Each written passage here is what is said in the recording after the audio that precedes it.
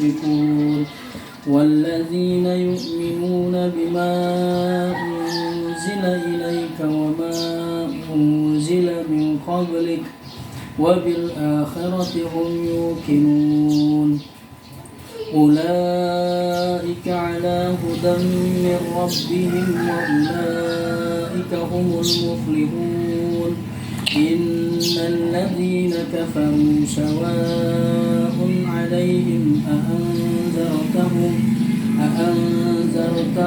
أم لم تنذرهم لا يؤمنون ختم الله على قلوبهم وعلى سمعهم وعلى أبصارهم غشاوة ولهم عذاب عظيم. صدق الله.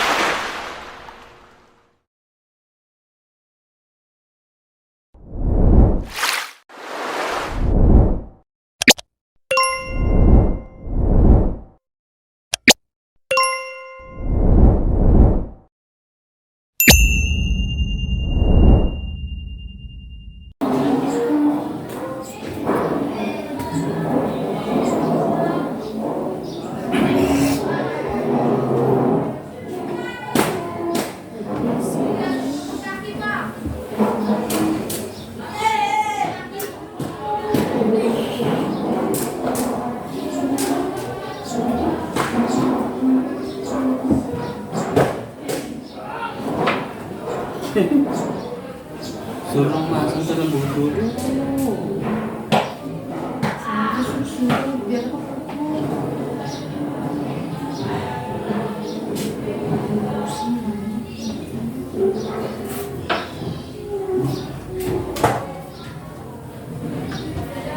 Pakai sih kita mulai sudah.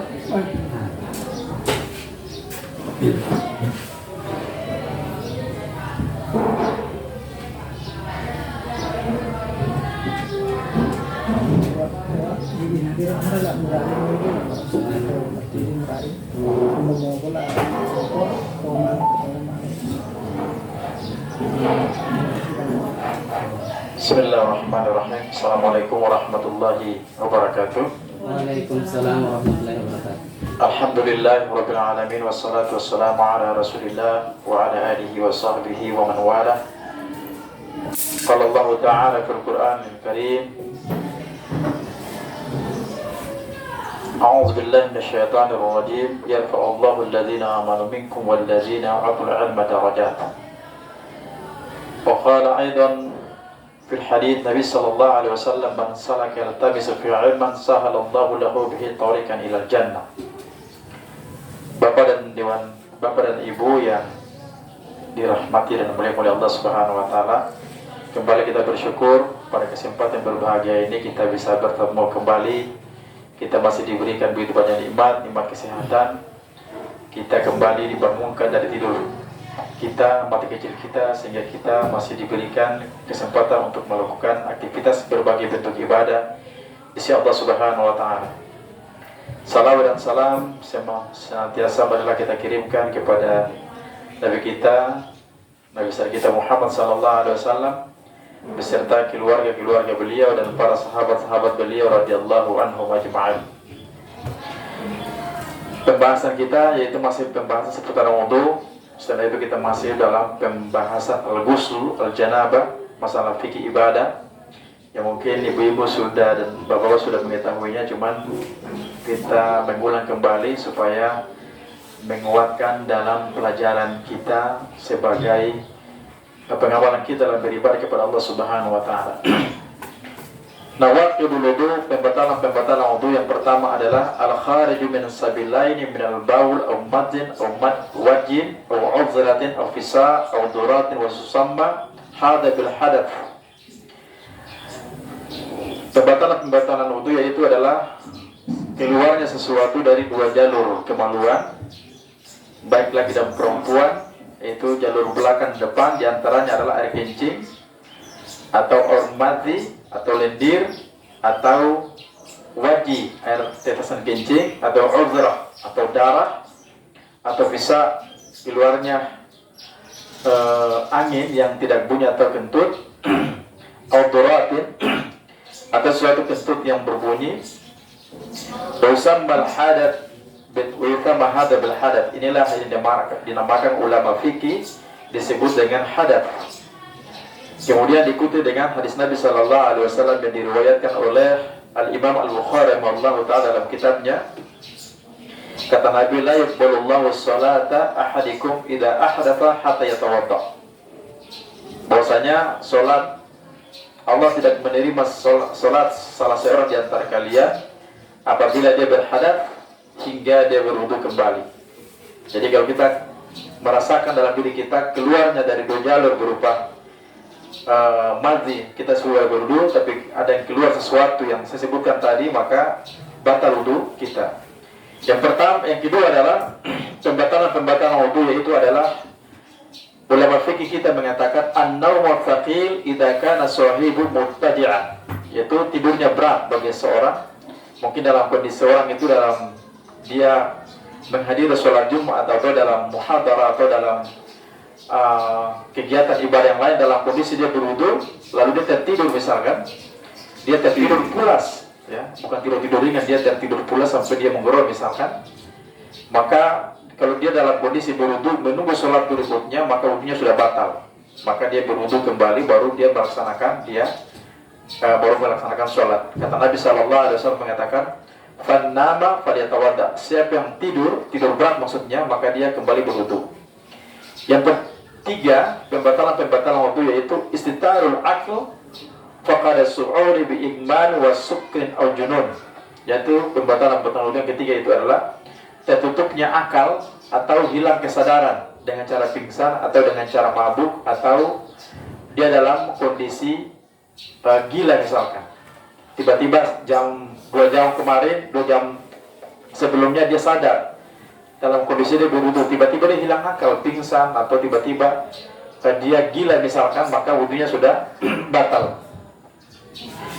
Yang berikutnya itu adalah pembatalan wudu. Jika seorang sudah berwudu, dia batal, diantaranya adalah masuk zakar bi batnil kuf wal asabi'. Seseorang itu menyentuh kemaluannya, baik lagi perempuan, menyentuh kemaluannya dengan tangan, ya, dengan jari-jarinya. Maksudnya, kata Nabi Sallallahu Alaihi Wasallam mengatakan, "Man massa dzakarahu falyusalli hatta yatawadda." Siapa yang menyentuh kemaluannya, baik lagi dengan jari-jarinya maksudnya, fala yusalli, jangan dia melaksanakan sholat dulu, hatta yatawadda, hingga dia berwudu. Artinya kalau kita sudah berwudu, tangan kita dia menyentuh kemaluan kita, maka jangan sholat dulu, kita wudu ulang dulu baru melaksanakan sholat. Yang berikutnya itu adalah ar-rida. Seorang berwudu lalu dia mengatakan ar-rida. Ar-rida ini para ulama fikih mengatakan ka'ayyakula kalimatan kufrin fa innahu yuntaqadu wudu'uhu. Yaitu seorang berwudu tapi dia mengucapkan kalimat-kalimat kekufuran. Misalkan dia menghina-hina Islam, mengejek-ngejek tentang sunnah Nabi, mengejek-ngejek tentang air wudu misalkan, mengejek-ngejek tentang cara beribadah Islam misalkan, maka dia wudunya batal, ya, wudunya batal. Bahkan bisa jadi para ulama mengatakan wa tabtalu sa'iru a'malihi ta'abbudiyah, ya. Boleh jadi dia menghina itu bisa jadi dia menghilangkan dia punya amalan ibadah, ya. Sesuai dengan firman Allah Subhanahu wa taala dalam surah Az-Zumar ayat 65, la in asyrakta la yahbatanna amaluka. Jika kalian menghina Islam atau mempersekutukan Allah Subhanahu wa taala, la yahbatanna. Di situ ada nun taukid, ya, dalam fiil mudhari, itu penegasan, ya. La yahbatanna. Itu sumpah lagi kalimat lam di situ, betul-betul amalan kita akan terhapus kalau kita menghina Islam. Yang berikutnya itu pembatalan wudu juga. Pembatalan wudu juga ini adalah aklul lahmin al-jazur. Seorang itu makan hewan sembelihan. Di sini ada perkataan beberapa salah seorang sahabat, dia mengatakan kepada Nabi Sallallahu Alaihi Wasallam, "Ana tawadda min lahmil ghanam." Ya Rasulullah, ketika kita berwudu, Apakah kita berwudu lagi setelah kita memakan daging kambing? Kata Nabi mengatakan, qala in syi'ta, kata Nabi, jika engkau mau silakan berwudu. Kemudian kata Nabi, ana tawadda min luhumil ibil, kata Nabi mengatakan qala na'am. Apakah kami berwudu jika makan hewan unta? Kata Nabi, ya. Artinya di sini makan daging kambing, kita pilihan. Kalau kita berwudu silakan. Kalau kita tidak berwudu juga tidak jadi persoalan. Tapi kalau kita makan daging unta, kalau kita ke Makkah misalkan, walaupun ibadah haji umroh, ada tiba-tiba kita sudah berwudu, menunggu waktu sholat di Masjidil Haram misalkan. Tiba-tiba di hotel disiapkan itu misalkan kita mencicipi daging unta. Nah, pada saat kita makan daging unta, maka wudu kita sudah batal. Maka kita berwudu lagi baru bisa melaksanakan sholat. Pembatalan untuk berikutnya yaitu adalah masul mar'at bi syahwat. Idza qasdu syahwati ka wujudiha. Naqidun lil wudu. Nah, yang berikutnya itu adalah pembatalan wudu, yaitu adalah seorang sudah berwudu lalu dia menyentuh wanita dengan syahwat. Menyentuh wanita di sini bukan orang yang membujang, tapi suami istri maksudnya. Menyentuh di sini bukan menyentuh kulit ya. Mohon maaf, tapi berhubungan dengan suami istri. Kalau dia menyentuh begini tidak membatalkan wudu. Tapi di sini adalah dalil yang terkuat itu adalah ulama fikih mengatakan adalah menyentuh itu adalah mohon maaf berhubungan badan. Sudah wudu misalkan, dia mau sholat maghrib, tiba-tiba ada syahwat lagi suaminya. Dia berada berhubungan lalu dia meraba-raba dan sebagainya, maka wudunya batal. Ya. Dia menyentuh, maka dia batal wudunya. Ini sesuai dengan para ulama fikih mengatakan juga dengan dalil, ya, perintah berwudu dari seseorang menyentuh kemaluan, ya. Li'anna masal zakar yuthiru syahwat, karena menyentuh kemaluan itu akan mempengaruhi syahwat, ya. Sebagaimana dalam kitab Al-Mu'atta yang dikarang oleh Imam Malik rahimahullah, salah satu imam mazhab ya, Imam Malik dalam kitab Mu'atta itu mengutip perkataan dari Ibnu Umar mengatakan bahwa qublatur rajul imra'atuhu wa jassuha biyadihi min mulasati, ya. Seseorang itu dia mencium istrinya dan dia meraba-raba istrinya dengan tangannya, dengan sentuhan. Barang siapa yang melakukan hal demikian atau maka wajib dia berwudu kembali. Itu meraba-raba misalkan, ya. Atau ada syahwat mencium, maka wudunya batal. Ada sesuatu yang dianjurkan oleh ulama fikih kita, ya, ulama fikih tentang yang dianjurkan untuk berwudu, diantaranya adalah sahibus salsal. Yaitu seorang itu mungkin dalam kondisi dia berpenyakit tapi dia menjaga wudunya. Jadi sahibus salsal ini adalah orang yang tidak terputus air kencingnya di setiap waktu atau dia kentut terus, ya. Maka dianjurkan baginya dia berwudu setiap kali melaksanakan sholat, ya. Hal ini dikiaskan dengan hukum dengan dalil mustahadah, dalil perempuan yang terkena darah mustahadah. Kalau nanti kita pembahasan masalah haid dan nifas, ya. Kalau ada 3 persoalan itu, ada 3 kriteria wanita ketika datang bulan itu, ada mubtada, permulaan, ada yang wanita yang sudah berpengalaman haid, ada dengan mustahadah. Mustahadah itu kalau darahnya keluar terus menerus dibatasi dengan kebiasaan dia haid, maka dia bisa wudu, dia bisa melaksanakan sholat. Nah, kemudian itu dianjurkan juga dianjurkan untuk berwudu, yaitu seseorang itu ketika dia memandikan mayat atau dia membawa mayat ke makam. Kalau kita melakukan hal demikian, para ulama menganjurkan itu, ya, untuk kita berwudu sesuai dengan hadis Nabi sallallahu alaihi wasallam, "Bangkas baitan falyaktasil." Siapa yang mandikan mayat hendaklah dia mandi. Barang siapa membawa mayat ke makam, maka hendaklah dia berwudu. Namun ini para ulama hadis mengatakan ini hadis yang dhaif. Hadis dhaif itu mengatakan hadis itu dia lemah. Namun kita juga bisa mengamalkan kalau untuk kita berhati-hati untuk menjaga kesucian kita. Itu pembahasan wudu yang terakhir. Kemudian kita masuk dalam pembahasan al-ghuslu. Al-ghuslu mandi janabah.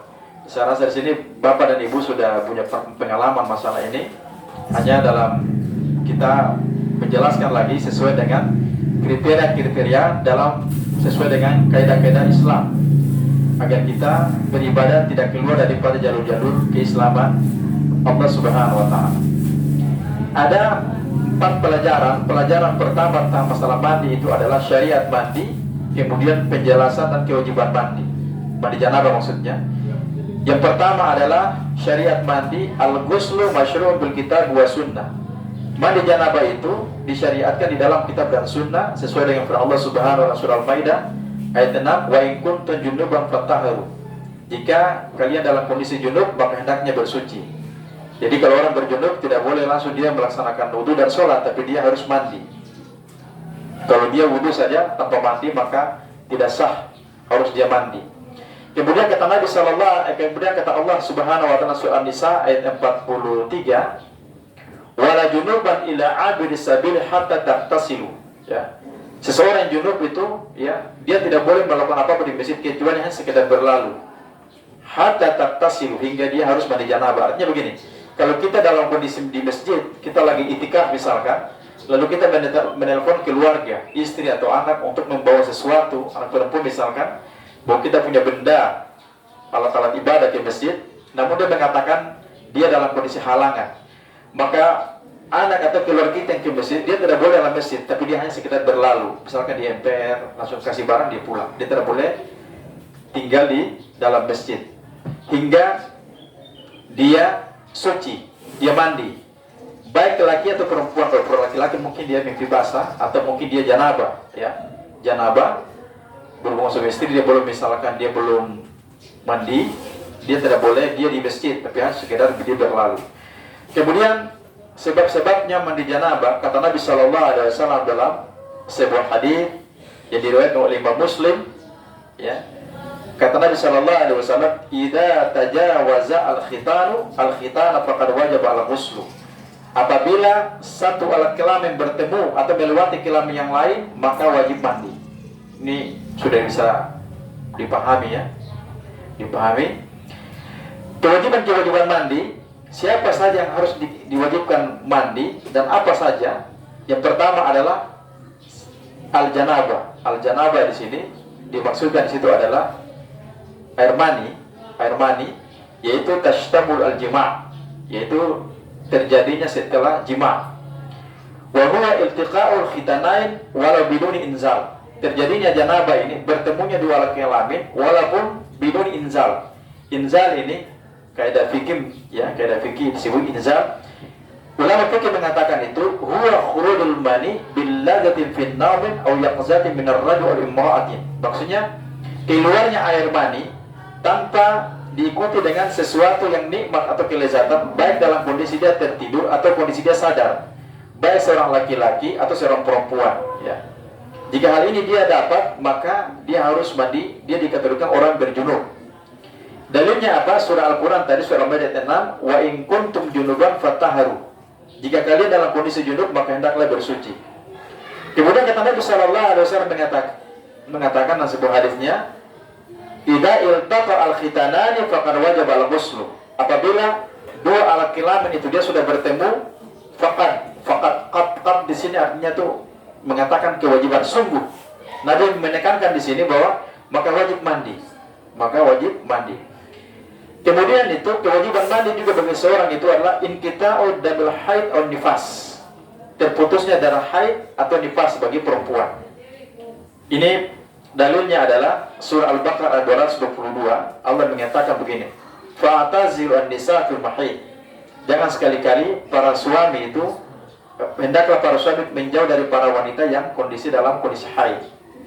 Wala taqrabuhunna hatta yataharna, ya. Jangan laki-laki itu suami mendekati istri hingga mereka itu suci. Fa idza taharna fa'atuhunna min haitsu amarakumullah. Apabila wanita itu dia telah suci, istri telah suci, fa'atuhunna min haitsu amarakumullah. Maka datangilah istri itu sesuai dengan perintah Allah Subhanahu wa taala. Kemudian itu Nabi sallallahu alaihi wasallam, ya, dalam sebuah cara Nabi mengatakan kepada seorang perempuan begini, "Kunti qadara maka natahsibuki haidatuki tsumma uqtusili." Berhentilah, tinggallah engkau sebentar karena engkau dalam kondisi demikian, karena engkau dalam kondisi haid. Setelah itu engkaulah bersucilah atau mandi. Kemudian itu sebab kewajiban orang mandi janabah yaitu adalah dukhul fil Islam. Faman dakhala fil kufar ila Islam wajib alaihi yaftasim. Kemudian itu seseorang itu masuk dalam kondisi Islam, masuk Islam misalkan. Kalau orang mau masuk Islam, sebelum dia bersyahadat, diwajibkan untuk dia mandi terlebih dahulu. Setelah mandi baru kita mengucapkan 2 kalimat syahadat, ya, 2 syahadat. Ini sesuai dengan ketetapan Nabi Sallallahu Alaihi Wasallam kepada seorang bernama Subama al-Hanafi biiktisali hina aslama. Subama Hanafi, Nabi menetapkan kepadanya untuk memerintahkan dia untuk mandi ketika dia memeluk Islam. Kemudian itu al-janabah yang keempat itu adalah wajibnya mandi janabah al-maut. Maut itu kematian. Fa idza mata al-muslim wajib taghsiluhu. Siapa di antara kaum muslimin yang meninggal maka wajib memandikannya. Ini mandi janabah ini sesuai dengan perintah Nabi Sallallahu Alaihi Wasallam, di mana anaknya Nabi Sallallahu Alaihi Wasallam bernama Zainab, ya. Nama Zainab itu ketika dia meninggal dunia, maka Nabi memerintahkan orang-orang itu untuk memandikan Zainab. Artinya bukan orang-orangnya tapi kalangan keluarganya. Jadi kalau istri meninggal, suami yang mandikan.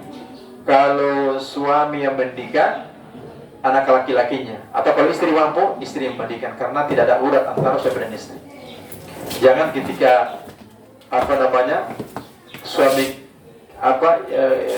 orang tua kita meninggal, anak-anak tidak tahu mandi janabah, lalu kita suruh orang lain mandi janabah. Ada mungkin suruh laki-lakinya, orang lain atau perempuan. Yang tidak boleh kita memperhatikan aurat orang tua kita kepada orang lain. Jadi memang nanti kita masuk dalam pembahasan tentang masalah jenazah, ya. Tapi saya masuk di sini perkara-perkara dasarnya dulu sampai nanti bab sholatnya, nifasnya sampai dengan janabah. Baik. Yang berikutnya yang dianjurkan untuk seorang untuk mandi, ya mandi besar, ya, yaitu adalah di hari al-Jum'ah, hari Jumat. Ini bagi laki-laki. Ghuslul Jum'ati wajibun ala kulli muhtalim, kata Nabi. Mandi di hari Jumat itu wajib bagi orang-orang sudah berakal. Artinya akil balik, laki-laki. Jadi kalau anak-anak kita laki-laki, ibu nanti menegaskan, ada waktu menegaskan untuk mau Jumat mandi dulu, mandi janabah, mandi besar, ya. Kemudian al-ihram, ya, dianjurkan untuk mandi ihram. Yaitu ihram itu yusannu liman arada al-ihram bi umrati aw hajjin. Yaitu adalah seseorang ketika dia memakai pakaian ihram disunahkan, ya. Disunahkan itu untuk melakukan mandi. Ya, karena ini adalah perbuatan Rasulullah sallallahu alaihi wasallam dan Rasulullah memerintahkan hal demikian.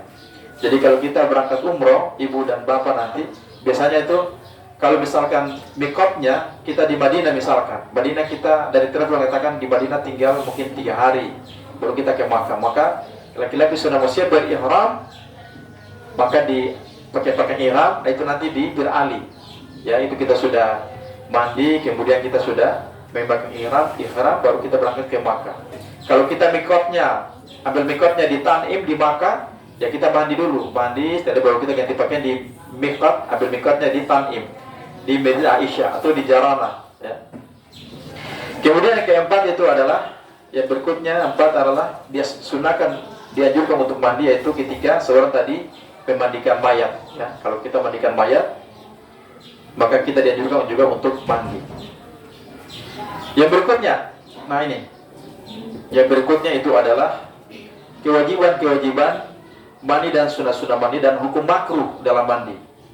Yang pertama kewajiban mandi, yang pertama adalah niat yang penting. Niat itu menetapkan hati, yaitu untuk mengangkat hadas yang besar. Nabi Sallallahu Alaihi Wasallam mengatakan, innamal a'malu binniyati wa innamal likulli imri'in ma nawa. Sungguhnya amal perbuatan itu tergantung dia punya niat. Seorang mendapatkan pahala sesuai dengan niatnya. Yang berikutnya wajibnya fardhu mandi ini adalah ta'mimu sa'ir jasad bil ma' bidalki ma yakunu dalku ifadatul ma' ala ya'taziru dalku hatta yaghliba ala zanni annal ma'a qad amma kullahu. Yaitu adalah meratakan air di seluruh tubuh dengan air dengan cara menggosok, ya, menggosok sesuatu badan, kemudian mencurahkan air sampai ke tempat-tempat badan yang tidak kena air, semua harus kena air, ya. Dan dia seorang menduga bahwa air itu telah rata di badannya. Kemudian kewajiban mandi, fardu mandi itu adalah takhlilu asad wa sya'ri, yaitu menyela jari, kemudian rambut, kepala, dan yang lainnya. Kemudian itu meratakan air ke seluruh tubuh sampai dengan pusat yang tidak kena air. Kemudian sunah-sunah mandi. Sunah-sunah mandi itu adalah yang pertama tasmiyah. Tasmiyah itu menyebutkan bismillah. Jadi kalau ibu mandi dalam kamar mandi toilet misalkan, lafaz bismillah dalam hati saja, tidak usah sebutkan bismillah di jahar di kamar mandi, karena tidak boleh menyebutkan nama Allah dalam kamar mandi secara jahar, secara besar, dalam hati saja. Yang berikutnya itu adalah membasuh kedua telapak tangan, ya, sebelum kedua tangan itu masuk ke dalam bejana. Jadi ada tata cara mandi. Kalau sekarang kan ada pakai bokor, menggunakan kerang atau staf apa namanya, yang itu yang di atas tuh, apa namanya itu. Jadi di hotel itu ya, yang pakai siram tuh. Tapi kalau misalkan kita di bokor, itu sekali lagi saya ingatkan, ini pembahasan lalu saya sudah ingatkan. Tangan kita ketika bangun dari tidur jangan langsung itu masuk ke dalam bokor, cuci dulu, karena memang Nabi larang jangan sampai tangan kita pegang aurat, boleh. Kalau kita punya aurat lalu tangan kita masukkan ke dalam ember kita cuci, tidak bisa. Kita cuci dulu pakai bokor tangan kita semua, baru sudah bersih baru kita masukkan. Itu kalau tidak ada gayung. Ada metode-metode mandi janabah menggunakan langsung jeduk air begini. Ada menggunakan gayung, ada juga menggunakan ini. Yang berikutnya yaitu adalah sebelum sunah-sunahnya mandi janabah, yaitu adalah mulai menghilangkan berbagai macam kotoran. Ya, kotoran itu di antara dua jalur kemaluan itu dibersihkan. Kemudian itu berkumur-kumur dan intisqat. Berkumur-kumur kemudian intisqat. Nah, itu sunnah. Yang berikutnya adalah makruh dalam mandi janabah itu dengan cara boros-boros air. Ya, boros-boros air, kemudian itu memandi di tempat yang ada najis. Yang berikutnya mandi dengan mengutamakan kesucian bagi wanita, itu tidak boleh. Kemudian itu makruhnya, ini makruh mandi di tempat yang tidak ada tutupnya. Kalau kita sekarang kan sudah ada tempat tutup, kamar mandi, tembok. Kalau tidak ada di luar, bisa saja, tapi ulama mengatakan memakruhkan, karena mungkin saja orang kita punya badan. Yang berikutnya itu adalah makruh, yaitu mandi di tempat air yang teduh, air yang tergenang, misalkan air yang tidak mengalir, lalu kita tiba-tiba pergi mandi janabah di posisi yang tenang, itu tidak boleh. Nabi mengatakan begini, la yaktisilan ahadukum fil ma'i daim wa huwa junub. Jangan diantara kaum laki-laki, di sini menunjukkan kepada laki-laki, ya, la yaktasilanna nun tasjid, ya, menekankan di sini jangan sekali-kali laki-laki, ya, itu mandi di air yang tenang dan sementara dalam kondisi junub. Kenapa? Jangan sampai air itu mungkin dipakai untuk juga makhluk orang lain, itu tidak boleh.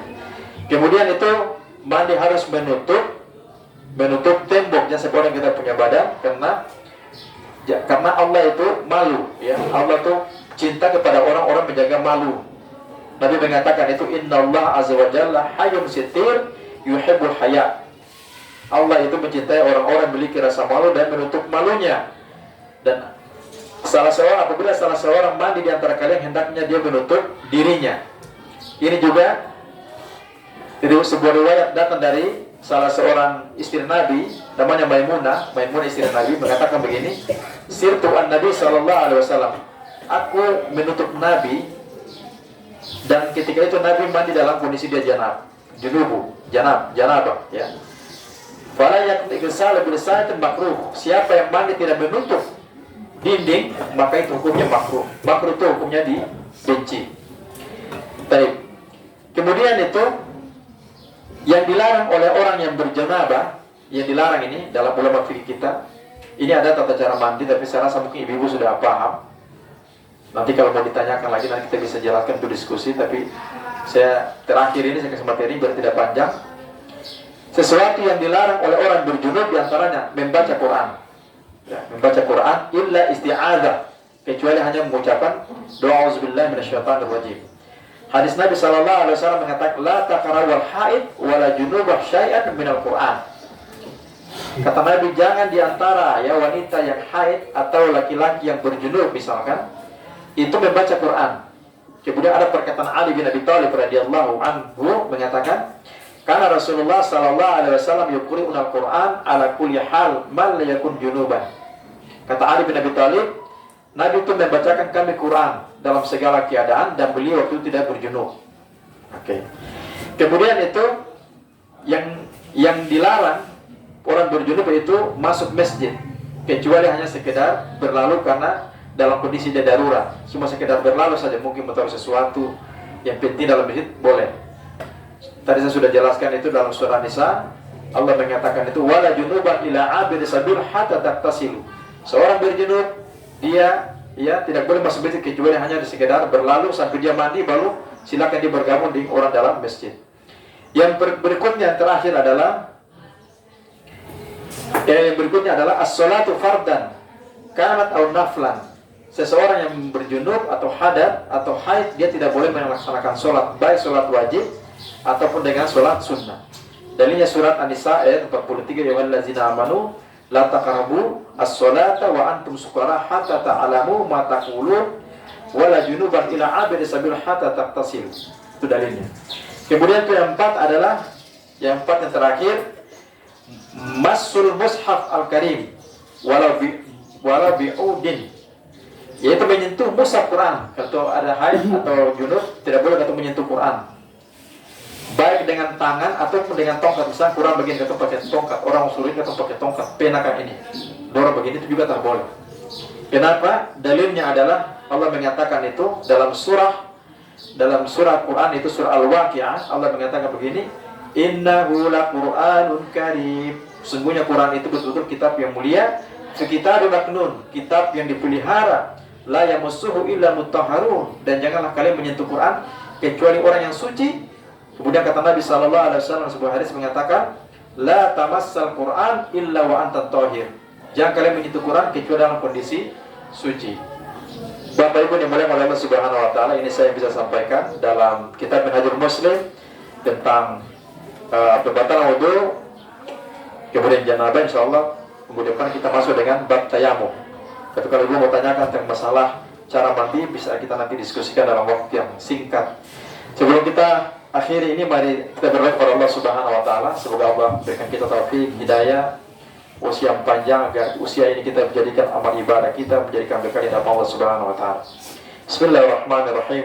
Alhamdulillahirabbil alamin, wassalatu wassalamu ala Rasulillah wa ala alihi washabihi ajma'in. Allahumma ighfir lana wa liwalidayna warhamna kama rabbayana shaghira. Allahumma inna nas'aluka 'ilman nafi'an wa rizqan thayyiban wa 'amalan mutaqabbalan. Allahumma a'inna 'ala dzikrika wa syukrika wa husni 'ibadatik. Allahumma ansurna 'alal mujahidin fi Palestin. Allahumma ansurna 'alal mujahidin fi Gaza. Allahumma ansurna 'alal mujahidin fi kulli makan. Rabbana atina fid dunya hasanah wa fil akhirati hasanah wa qina 'adzabannar. Walhamdulillahi rabbil alamin. Subhanallahi bihamdika asyhadu an la ilaha illa anta astaghfiruka wa atubu ilaik. Wassalamu alaikum warahmatullahi wabarakatuh.